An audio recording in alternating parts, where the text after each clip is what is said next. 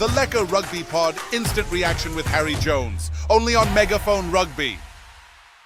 Welcome to this Lekker Rugby Pod instant reaction, and the sort of almost a premature reaction, Harry. We still don't know what the team is, but I thought I'd, dig into your mind a little bit to see what you were thinking, what you're expecting from this team. So before we hear what the team is, tell me, what are you hoping for to see in this team? Yeah, so I've always wondered how much the Rugby Championship per se plays as a role. And I think it's one of those, when you can win it, then suddenly it is more important to win it. But it wouldn't have been the end of the world if you maybe win twice in New Zealand, but you don't win the Rugby Championship. Who cares, right? But now that, it's sort of turned into a proper tournament, it affords this coaching group what they kind of like, which is to manufacture pressure, simulate a knockout experience, because now all these games turn into knockouts for all the four teams. And so it's good for some of the younger players. And when I say younger players, I don't really mean younger players. I mean low cap players. You sort of take all the guys under 20 caps and you wonder which one of those do you need to get to 30 caps before Australia in 27. So there's always that. But I do think it's also kind of nice to say these words. We repeated, we held the cup. If you just take care of business now, if we do everything, we just keep what we've got. So we stay number one, we retain the cup, and we retain the other cup. If we retain everything we have, we good. That's like become the best team in the world in history, is to go back to back to back. You start, holding the Rugby Championship. There's a tour coming next year. So in a way, it's like learning to play like you're the favorite. Sorry, but we're back to that, which was our big work on when we started this pod, is how can we somehow be able to, go wire to wire? Can we be the horse that comes out the gate and also is at the end? So I would think that the coaches want to ride a hot streak in some cases. Andre's playing really well. And then in other cases, they want to get someone back in because some players need the reps. And then there's always a project here or there. We talked about hooker, you and I, not Ethan Hooker, but the hooker position of needing people to have faced really important throws in minute 75 now before next year or the next year. So that's, Marnus. You're looking at Jan-Hendrik Wessels, the prop hooker, just getting them in those situations instead of the comfort blanket of marks all the time. So I don't know, because I know they plan for these games in tandem. Yes, they can make a shift depending on what happens in Durban, but I think they do pick the teams for Durban and London now, and they communicate that now, and then they make adjustments depending on what happens. So look, we're just going to be guessing. This is a preview, a real preview. Well, interesting thing happened today, and you said the Megafoon world domination of rugby is continuing. Both you and Hugh Griffin were approved for that game at Twickenham, the Pumas versus the Springboks. I mean, I don't know what those guys were thinking, but I'm looking forward to that one. That's going to be an interesting one. Yeah, I've got to get my soft loafers with no socks and my cranberry chinos, my elbow patch tweed jacket, perhaps a pipe without any tobacco in it, and not the wacky tobacco. And then, I know Hugh always sports his sort of derby hat, whatever it's called. Handicap cap. So, it's all about the outfits and Twickenham. Be Twicker's man. I've heard some really funny names about what Twickenham's going to turn into. I quite like my Twickersfontein, but it's definitely going to be a home match, which is probably not good for Argentina except for the money. I'm sure everyone who's from Argentina, who's in the London area or England's going to try to get there that's a rugby fan, but I just think we got more of us, and cannot wait to be next to Hugh and see how he watches a game. That's an interesting thing. It's funny how people watch a game, like watching Tim Cocker watch a game, watching Jared Wright watch a game, and John Cardinelli. They all watch the game differently. Some people are in their laptops. They've got headphones on. They're like just massively working. And other people like me are just sitting and enjoying looking at it and talking to people. And, I just like to absorb the game. I don't want to be hammering. I don't have a laptop. So, I just don't want to be working that much. But Hendrik Cronje is a bit like me. He likes to walk around and, smell things and feel the essence of the game. Victor Matfield, same way. He just, every time a lineout comes up, he pops up. So it's going to be funny to see Hugh, our good friend, from this incredible lineup that we're developing with Andre Pretorius, CJ van der Linde, kind of a legend in our family. It's really nice to see. Yeah, it's getting there. Yeah, your worldwide domination is Our is rugby happening. coup, our rugby reimagine. I talked had a very interesting conversation the other day about line-out throwing. You mentioned Malcolm Marx there briefly, and we talked about the benefits or the thinking behind maybe get a scrum half or a wing to go back to putting the ball into the line-out. And you said typically the backs are better golf players, they're better tennis players, better darts players for that matter. Why can't they throw in the ball? And I mean, it just it makes your hooker available for better or more important things. Oh, there's no doubt that if you just, as teams always do, by the way, you're on tour or if you're hanging out and in practice, you always compete about everything, So, hey, I got a ping pong ball here. The game is you have to bounce it twice on the table, and then it hits the wall and it goes into the rubbish bin. Who can do that? And, you see the skills challenges they have where they can throw a ball through a tire, 20 meters away. It's not the props and hookers winning those. I'm sorry, but it's not. Even the best ones, like Jamie George is a very good repetitive skill where he can keep his arms like a machine and he throws with his fingertips, not his palms. I mean, he has all these like technical.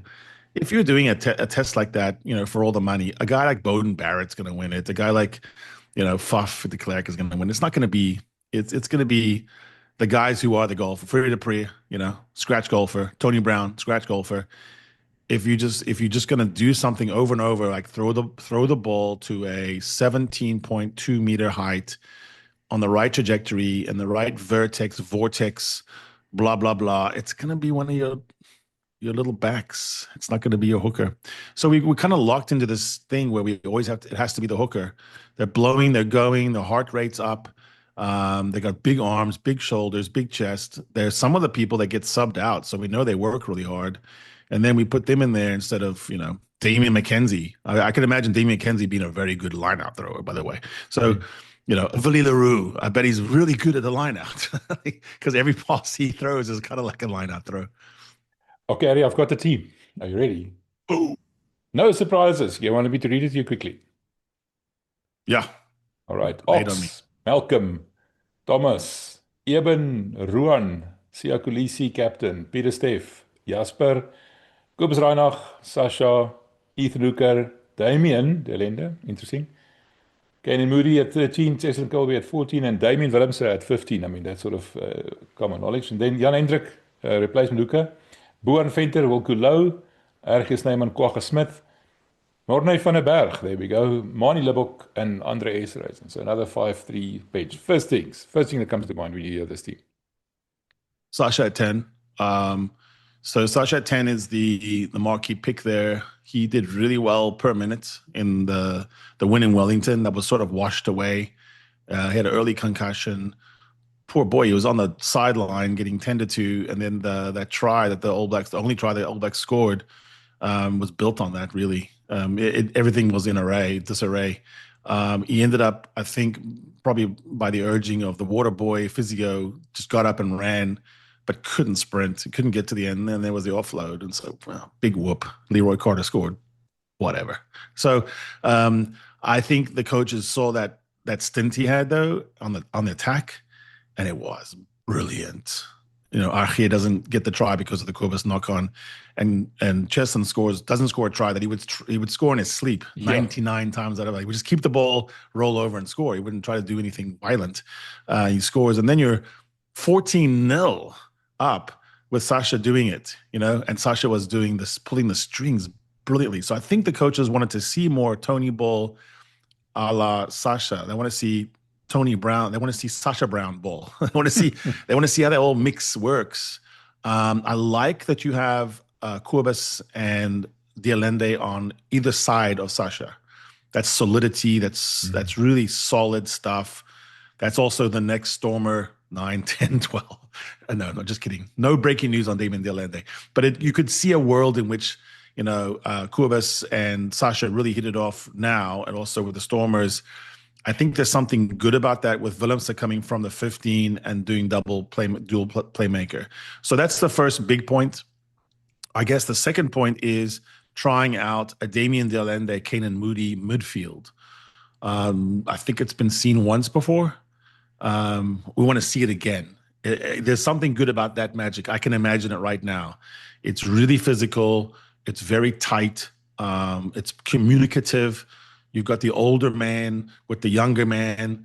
There's a natural, let me tell you what to do part there. And de Allende is good at that, sees the game really well. And I think also it takes a lot of pressure off of Keenan, because Damien's always going to be in the right spot. Andre isn't always. Andre's also in cool spots where he makes it work, but also sometimes he's not in the right spot. That can be confusing for a new 13. So I think Damien's just going to be the quintessential 12. You've got your playmaker 10, your double playmaker Willemse, and then Manie Lubbock coming in to just ice it, no matter when he comes on, if you have Sasha, Willemse, and Manie Lubbock, that is what a lot of people have been calling the goof troop. But it's not really that goofy when it works, is it? It ends up being the best score against the All Blacks in history. Something very famous about that. Beyond that, not much. I guess Wessels coming in as a true hooker instead of a prop addresses what we just talked about, which is, can you make the throw at minute 75 to put the game away? Maybe it's a close game, maybe it's not. I did wonder if there would be a Pollard pick with a fuff, so that denies that. We're going with Kobus and then Mornay. That's speed. Mornay is really quick to the ruck, not as quick in open space as Ron Williams, but he's quick to the ruck, and he fires it out. He's one of those guys who passes without standing up, without moving his body. He just whips it from the base. That's about it. The starting pack is sort of best available if you had to play a game right now for all the cookies. And any experiments we're doing are in the backs. Ethan Hooker, Keenan Moody, they're among our youngest players. They're down at the bottom on the caps. What is Hooker now? 3 caps. Moody has a lot of caps for his age, but he's still, very young. And so that addresses that issue. On the 5-3, we're back to the issue that Andre is sort of, a hybrid. He was shown in both pictures after the win, sort of cheekily. Yeah, with both forwards and the backs, Yeah. But he did talk this week more about the actual training, that it's a real thing. It's not a gimmick. He actually does train with the forwards. So, and the backs. So he is definitely being seen as that for 2027. And at age 31, he's kind of in a nice slot, He peaks sort of his prime, 33 in 27. There's a lot of left-footed kicking in this team. So Sasha's he's ambidextrous with his feet, famously. Lubbock, same. A bit better with the right, but still, I almost like his accuracy with the left. He's like a golf putter who hits right-handed but putts left-handed because it doesn't move as much. So I think when he's doing cross kicks, he loves his left. But his clearance kicks from his left are fine. Willemse is a 2-footed player.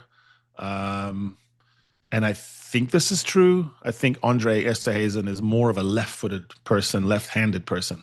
So you have a lot of left there, and it's also led to that beautiful assist he gave where he could whip it from his left over, and it was his more natural notion. So that's hard on a team when the Pumas are preparing for the Boks and they know that we're a left-handed team. It's very difficult. It's any one of you who've ever played anything against a left-hander, it's different. It's weird. It throws you into a bit of a quandary. So we could also load up on a side. Tony Brown is famous for wanting a midfield rock, but then going left, and then right, instead of doing left, right. I think he's really good at loading up, and it just makes the defense get tired and also lazy, because now they're just going to be, they never go right, and suddenly they do. The Irish do this as well. Anything occur to you in the list that I haven't covered? No, you covered it all. I'm just wondering about the bench now.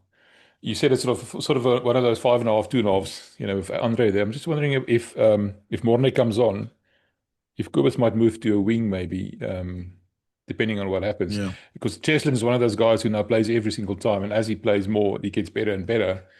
But you have to sort of, start looking after him at some stage, I suppose. What do you think is going to happen when the bench comes on? What's going to be the permutations moving the players around?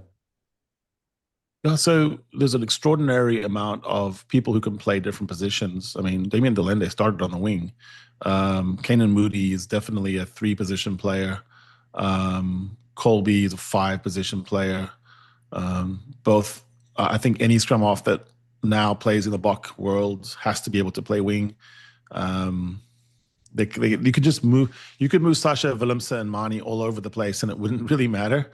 It's just whoever goes to the back on that play. So somebody has to retreat, but it could be any one of the 2 of the 3. So what is the problem with the 6-2 and the 7-1? What is the reason why the All Blacks don't do it? They all fear the injury permutation. So Andre is the key. Andre and Kwagga are the keys to that permutations. So you could view it as a 6-2 bench stealth, a stealth 6-2, because Andre is really just a really mobile, good passing loose forward. Or you could view it as a 7-1, or you could view it as a 5-3 or 4-4. It depends on how you want to play Kwagga. Kwagga is comfortable in the midfield. This is a stretch, I know, but you could put Pieter-Steph du Toit on the wing, and he has been playing on the wing quite substantially recently, and he seems to be fine. You wouldn't want him in space in the wing, but on attack, I mean, you could put him on the wing. So the coin of the realm now is everyone can play everywhere, except a tight head prop has to be a tight head prop. Your 9 has to be able to do 9, and you have to have someone who can game manage. But beyond that, the permutations are endless, because like you say, I could imagine almost everyone on that back line playing wing, except for maybe Andre, nowadays Damien. But they could if they had to. So that just, the minute you can play anyone on the wing, it means you can shift those wings. Ethan Hooker can be a center. Colby can become a 15. You can just put anyone anywhere. But the main point is, oh my God, we cannot do 6-2 because what if la la la, and then we just go, it doesn't matter because Kwagga and Andre solve everything. This is going to sound ridiculous, but you could even look at Argia as someone who wouldn't be completely out of place at 12. I always said he looks like a 4 who swallowed a 12 or a 12 who swallowed a 4. He plays the game like an offloading giant Sonny Bill Williams. He's always offloading. He's fine in space. He's pretty quick, to be honest. I mean, I guess on defense he would be, may not be that great, but he definitely on attack, he can play on the back line. One last question about Sasha, Damien, and Mani. If anything happens to those 3, the goof troop, as you call them, do you think Sasha might move to 15 and Mani comes on at 10 maybe? Or Sasha comes off to protect him a little bit, especially seeing that he's a little bit injury prone? I mean, to me, they're not the goof troop. They're the 3 musketeers, all for one for all, and they're beautiful rugby. But there are some people up in the north that like to call them the goof troop. Our friend Ringo. You started the goof troop, man. You did live up to, own up to it. Come on. At its worst, it's very goofy. You're right. When we do backhanded, through our legs, offloaded, no look, backwards, doing a handstand behind our poles, yeah, that's goofy. But when it actually is functioning as was one of the best days in Bok rugby in history, geez, it's indefensible. It's almost unplayable because you just don't know where it's coming from next. You and I have been talking a bit about Willem's size, and I think in person, Ringo and I also commented on this, and then at Cape Town as well. Like, he has added some muscle. I started thinking maybe it's making him a better player because in contact, he's bouncing people off. That try he scored, when I looked back on it, it was none too easy. And then I looked at the other plays and all game, people were just bouncing off him. So he doesn't have to just step you. His speed looks fine. He was gliding at speed and running by people and keeping up with everyone. But, geez, he looks strong. I almost think he needs to eat. Sasha needs to go on and eat wherever Damien's eating Almost what you said, Damien needs to eat, Sasha. That's what it sounded like. A little hip padding, because I think Sasha's brave and he'll go into contact. Padding. He needs shoulder padding, Sasha does. Andre needs to take him aside and go, listen, business decision. I did this graph of all the players, and I was wondering about age, and all the injuries were from people that were in their 20s instead of their 30s. And I thought, yeah, I think old guys, they learn how not to be at the bottom of a ruck. Yeah, true. Step out of the way of the train, man. Don't try and shoulder it out of the way.